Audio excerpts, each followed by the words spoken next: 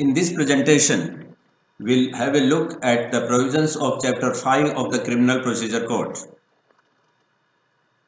This chapter deals with arrest of persons. This is an important chapter because it concerns directly with the life and liberty of individuals. Life and personal liberty of every person is protected by the Constitution by making a special mention in Article 21. Article 21 is a fundamental right, but the same article provides that life and personal liberty can be taken away by a procedure established by law. This is the law which makes these provisions. This is the law which provides the procedure for taking away the personal liberty of citizens. Therefore, while going through these provisions, we shall also have a critical eye whether this procedure is fair, just and reasonable as is required by the Supreme Court in Maneka Gandhi versus Union of India. Let us first go through the statutory provisions contained in this chapter. We begin our study with Section 41. Section 41 provides for arrest of any person without an order from a magistrate and without a warrant. Who can make such an arrest? A police officer can make such an arrest without an order from a magistrate and without a warrant. Section 41 tells us as to in what circumstances a police officer can make such an arrest.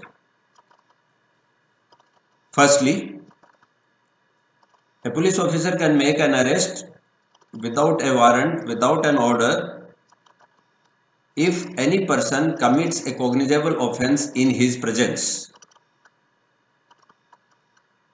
Commission of a cognizable offence in the presence of a police officer is one of the situations where the police officer can arrest without an order and warrant. Clause B.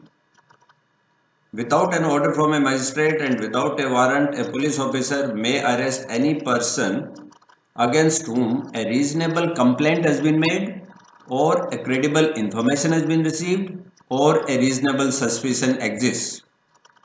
And what is the complaint about? What is the information? What is the suspicion?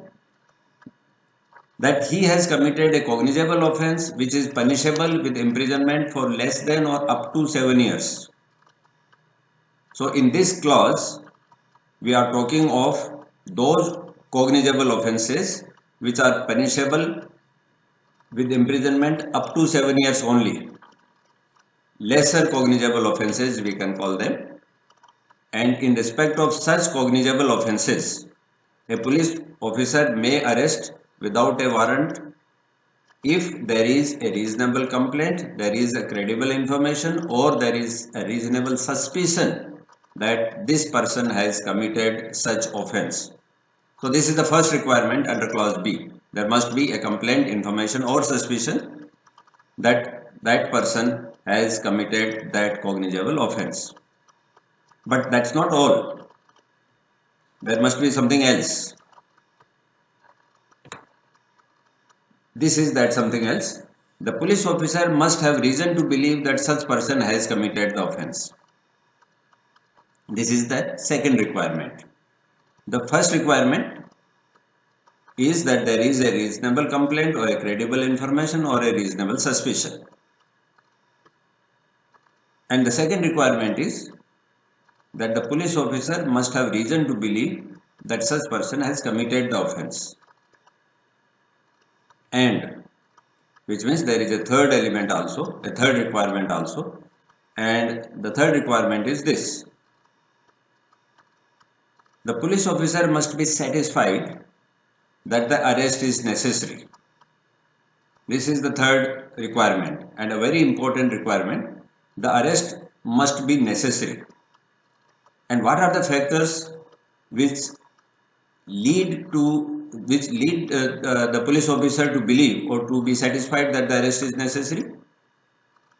The arrest may be necessary to prevent committing of further offence.